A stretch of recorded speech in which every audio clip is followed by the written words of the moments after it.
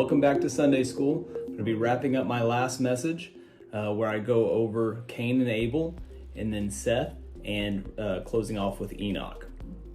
As a little recap, we just closed off with Adam and Eve, talking about how God created them, the perfect will and world that he wants us to live in, how Eve was deceived by the snake and the devil, and how she tricked Adam, or got Adam to fall into the trick of the devil and disobeying God. And because of that, they were expelled from the garden, the wonderful Garden of Eden that God had set up for them. So we're going to pick this up at Genesis 4, verses 1 through 16. So Genesis 4:1. Adam had relations with his wife Eve, and she conceived, gave birth to Cain, and said, I have gotten a man with the help of the Lord. In verse 2, then she gave birth again to his brother Abel. And Abel was a keeper of flocks, but Cain was a tiller of the ground. So this is really interesting because, when Adam was in the garden, he was to till the soil, he was to work the ground, but it was going to be very easy. The fruits would come naturally, the land was good, and then after he was expelled, part of the consequence is that life was going to be much harder. The work was going to be a lot harder to cultivate, to farm, to till the soil by the sweat of his face. So it was much harder for him. So it seems like Cain took after his father. And he's also a farmer, so he's the tiller of the ground. He's working hard, digging in the soil to produce fruit. And Abel takes a different route. He's the keeper of the flock, which is really interesting because he's essentially a shepherd. And we know of some other shepherds, that have a very prominent place in our faith. So in verse 3, in the course of time, Cain brought an offering to the Lord of the fruit of the ground. Verse 4, Abel also brought the firstborn of his flock and their fat portions, and the Lord had respect for Abel and his offerings. So this is really interesting because it says, in the course of time, Cain brought an offering. So what we see is that Cain spent time working, producing crops, and eventually he brought some crops to God to offer as a sacrifice. But Abel's different. He brought the firstborn of his flock and their fat portions. So not only did he bring an offering, he brought the very first produce, the very first growth from his flock. He brought that as a sacrifice. So that's a wonderful example. And he brought more than he needed. So he brought the firstborn and their fat portions. Back in those times, fat was very important. It was used in a lot of different ways, obviously a lot of calories in fat. And people back then didn't have as much food as we do now. So the fat portions were really, really important. And the Lord had respect for it, for Abel and for his offering, because Abel brought it first. He brought extra. He brought the best quality. And Cain eventually brought some. And it doesn't say anything about it being of substantial quality. It's just eventually he got around to it. So that's an important example of how we need to, offer our income, offer our blessings, things that we receive. We need to offer some back to God, and we should do it first. That should be our first thought when we have growth, when we have blessings that come to us. We need to give back to God, because essentially all those blessings are coming from him anyway. So if it comes from him, he deserves to get the credit for it. He deserves to get a portion of it back in appreciation and love and, thanks for all that he's done for us. And he'll see that, and he has respect for it. So this respect means he looks upon Abel's offering with acceptance. And then in verse 5, he says, but for Cain and for his offering, he did not have respect. And Cain was very angry, and his countenance fell. So since Cain kind of brought it up as a afterthought, he kept working, he kept producing, and eventually he brought some, God didn't appreciate that. That wasn't something that, thrilled God. When we come to him with an offering that's kind of, mediocre, when it's not of it a big importance to us. We're just like, oh, okay, yeah, sure, I'll give you some of this. I don't really need it. I have more. I've been eating a lot, and so I have a little bit of extra, and I'll throw it your way, God. When you do that, you don't get the respect that God wanting, that he deserves for blessing us in this way. And so Abel kind of took it a really bad way. He didn't see his own fault in it, which is something we see commonly through Cain's example. He got very angry about it. He pouted. When it says his countenance fell, it means his face fell. He sunk down and he got really sad and angry and petulant like a little child, kind of throwing a slightly quiet hissy fit. And, that's ridiculous. It was his own actions that caused this. And God saw that as very obvious, and he didn't appreciate being an afterthought. And then in verse 6, the Lord said to Cain, "Why are you angry? Why is your countenance fallen?" So he's questioning him. He's, calling it out. Why are you so upset? You didn't bring me stuff right away. And in verse 7, he says, "If you do well, shall you not be accepted? But if you do not do well, sin is crouching at the door, and it desires to dominate you, but you must rule over it." So what's interesting is if you do well, will your face not be accepted? Accepted is meaning to lift up. So instead of having your countenance fallen, your face will be lifted up and raised up. It'll be exalted. It'll be respected. It'll be treated well. This is what he's saying. If you do well, you'll see the benefits from that emotionally and physically. You'll be lifted up. You'll be raised up. So the second part is really interesting to me. Sin is crouching at the door. And, that gives kind of a metaphor to an animal, like a beast that's ready to pounce. When you think of a lion, when you think of a tiger, or maybe just your pet cat, they're sitting there, they curl up when they're about to hop on that mouse or that bird. They're ready to pounce. They're crouching at the door, waiting for that chance for you to come out, for that prey to come through that door so they can pounce on it.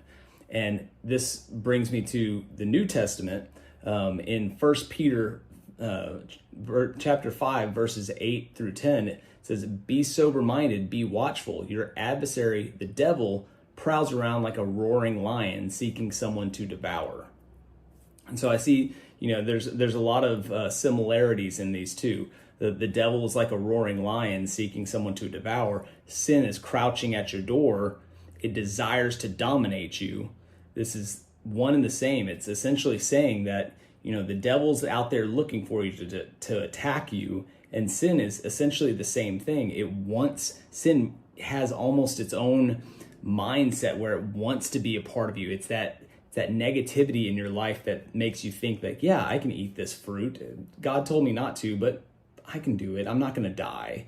The devil throws these manipulative thoughts into your mind, and that festers and becomes this sinful nature. And if you don't get control of it, it will dominate you. What's really cool is when it says it desires to dominate you, but you must rule over it. That word dominate is only used 3 times. Once in Song of Songs, which parental guidance, if you want to go read that, it's a very interesting book of the Old Testament. But the other time is in Genesis 3:16 when Eve wants to desire her husband, but he will rule over her. So it's a parallel of, Eve wanting to dominate her husband, but he will rule over her. And sin desires to dominate you, but you have to rule over it. So it's a really cool parallel that it's mixing in there. These 2 verses that are pretty close together are the only times it's using desire in this way. Then if we go to verse 8, Cain told Abel, his brother, and it came about when they were in the field that Cain rose up against his brother Abel and killed him. So this is the first ever instance of murder, of true murder that we've seen, the spilling of innocent blood. And, so after Cain gets essentially told that his offering is not good, he goes and whines to Abel about it.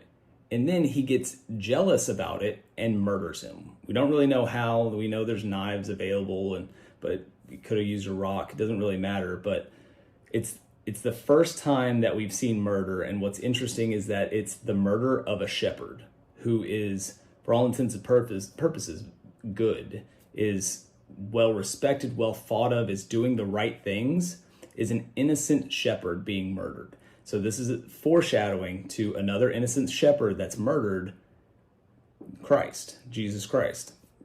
So verse 9, the Lord said to Cain, "Where is Abel, your brother?" He said, "I don't know. Am I my brother's keeper?" So just like in the garden after Adam and Eve eat the apple, God comes out to him and confronts him. So, where's your brother? He knows where Abel is. He knows exactly what happens. But in a Cain fashion, he lies to God. So he doubles down on it. Verse 10, and then he said, "What have you done? The voice of your brother's blood is crying out to me from the ground."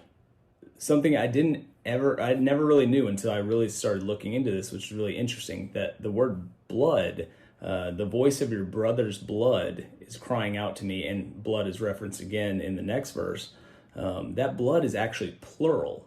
So I didn't know that. And in the Jewish interpretation of this verse, since, this is part of the original Jewish text, that associates Abel's blood with his descendants, the possible descendants he could have had, and the influence he could have had on this world by being a good man of God, offering, the good offerings, doing what he's supposed to do. That bloodline has now been killed, has been murdered, and blood seeped out all over the ground.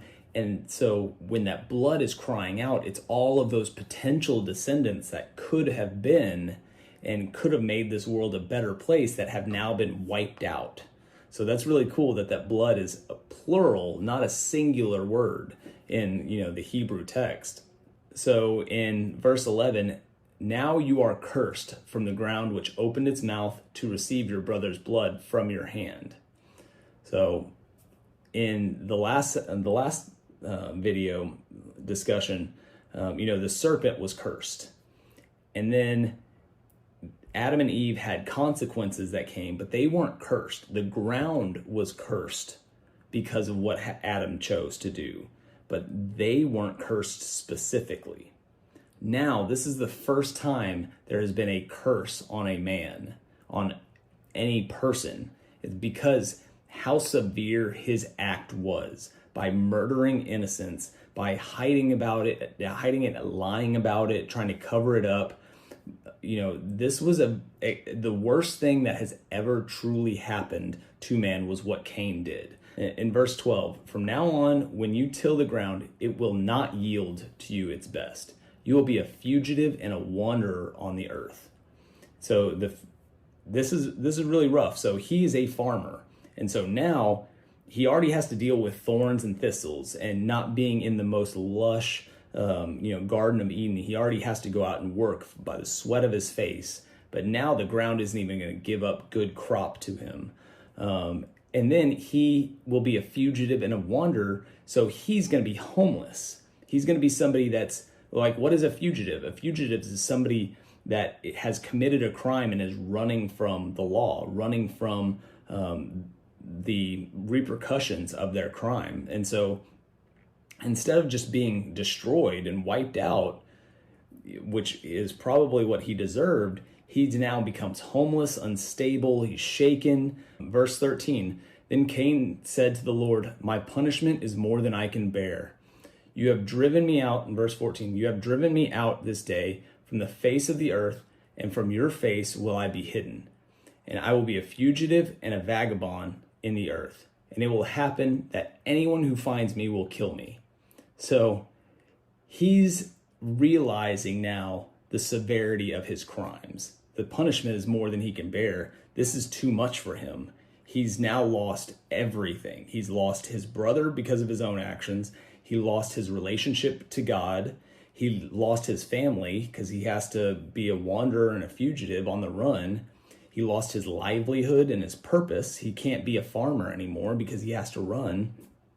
And that's what sin does to us. Sin separates all the good things, all the stabilizing, purposeful things from our life. It disrupts that and destroys it and pushes it all away. So we end up being lost and broken, sad and scared. And that's what Cain is. But what he's not is he's not repentant at all. He doesn't show any remorse for actually killing his brother. He shows fear that somebody's going to retaliate against him. He shows sadness that he's not going to be able to do what he wants to do anymore, but he's not sorry. He at no point repents. At no point makes any, mention of how he shouldn't have done this or begs for forgiveness. And he keeps up this selfish, centered attitude where he's always the victim and it's always somebody else's fault. Let's see, in verse 15. So the Lord said to him, "Therefore, whoever kills Cain, vengeance will be taken on him sevenfold."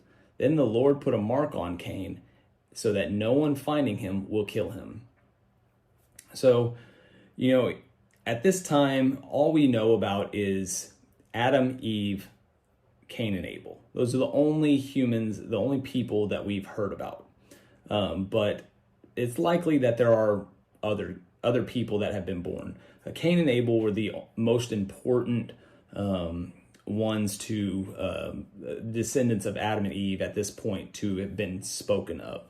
It doesn't mean there weren't others. It's common in Hebrew writing that the more important ones, the ones that are important to the narrative and the story, are the ones that are spoken of, while the other offspring or siblings are not really mentioned or not discussed in any way. So for Cain to be worried that other people are going to come kill him, that has to mean that has been a substantial amount of people on the earth at this point that could be seeking vengeance against him. It's very common that when somebody's family member dies, they want to seek vengeance. And so this is kind of what Cain is alluding to when he's worried about somebody killing him, and God's giving him mercy, saying, nobody's going to come kill you. If they do, it's going to be so bad for them, and I'm going to put a mark on you so that nobody touches you. There is no vengeance. And God is essentially saying that I'm the judge. I am the only one that can, take vengeance out on Cain for this crime. And that's something we should keep in mind, that when somebody hurts us or hurts somebody in our family, we are not the ones to seek vengeance. That is God's. The vengeance is God's. He is the judge. And God, even though Cain killed Abel and he did this horrible stuff, he still has mercy on him. So it's really an interesting part of God's demeanor and character, who God is that even though he betrayed God and did this horrible thing, God still loves him. And in verse 16, then Cain went out from the presence of the Lord and settled in the land of Nod, east of Eden. So he's driven out from God in the same way that Adam and Eve are driven out of the garden. And it's using the same words. And so he's driven out even further east than where Eden is, into what is essentially can be thought of as Iran. And what does he do? What is the one thing that he does here is he settles. So he is cursed to be a wanderer and a vagabond and, a fugitive. And so the first thing he does is he defies that anyways. And he settles in the land of Nod, where he actually creates a city, the first ever recorded city. And there's a lot of bad things that happen in this city. But, that's interesting that even though he's cursed to do this, he still defies that by putting up a city.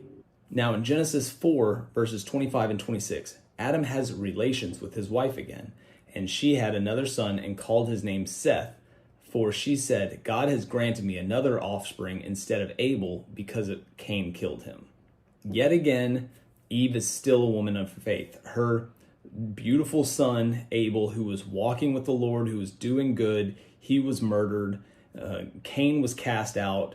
For all we know, they're all alone. There's likely others around, but we don't really know that. And so she has every reason to be sad and sorrowful and, in misery, but she's still a woman of faith. She's still saying God granted her this. It's not something that just magically happened or, happened out of chance. God granted her another son. And Seth actually means compensation, which is compensation for the loss of Abel. And so Seth is another good person. So in verse 26, to Seth was also born a son. He called his name Enoch. At that time, men began to call on the name of the Lord. So now we're going to skip down to Genesis 5, verses 18 through 24. So Jared lived 162 years and became the father of Enoch. Jared lived after the birth of Enoch 800 years and had other sons and daughters. Verse 20, so all the days of Jared were 962 years and he died. Enoch lived 65 years and became the father of Methuselah. And this is where it's really important. So verse 22, Enoch walked with God after the birth of Methuselah for 300 years and had other sons and daughters. So all the days of Enoch were 365 years. Verse 24, Enoch walked with God, and then he was no more because God took him. So in 3 verses, we see that it is repeated twice that Enoch walked with God. We don't know much about Jared or Methuselah. We don't know a whole lot about Enoch or Seth, but we know that Enoch walked with God, and it's mentioned twice. That means it's very, very important that this is something that we need to take account of. When it's repeated, it is something that's emphasized. Enoch was, which actually means dedicated. He was really pleasing to God. He walked with God. He did the right things. God looked on him with favor, why he's mentioned twice in here. And because of that, he was taken up to heaven without death. There's only 2 instances recorded in the Bible of people not actually physically dying: Enoch and Elijah. So here's the first one, and Elijah's not for a very long time. And this calls to Hebrews in the New Testament, Hebrews 11:5. If you haven't ever read Hebrews 11, it's the chapter on faith. It's a great chapter if you need to read more about faith and the heroes of faith, the masters of faith. So here, Hebrews 11:5. By faith, Enoch was taken up so that he should not see death, and he was not found because God had taken him. Now before he was taken, he was commended as having pleased God. So again, he was very righteous, very good, very holy. He walked with the Lord, he pleased God, and because of that, he did not suffer death. And that's something that we can take. The more we walk with God, the more we push away the sinful natures that try to take over us, the sin that's crouching, waiting to pounce on us, just outside the door. The more we please God, and the more life that we have. Sin brings death. So if we can push away that sin and we can walk with God, then we will receive life, an undying life. And so it's a really wonderful thing that Enoch in this time was able to walk with God. He didn't have the Bible. He didn't have churches and worship music and all of the wonderful things that we have today. He just lived by faith. As we see in Hebrews 11, by faith is what caused Enoch to be taken up. He had faith in God, and he was blessed through that by not having to suffer death. So it was wonderful. So I hope you enjoyed this time. I've had a great time teaching with you, and I hope you have a great day.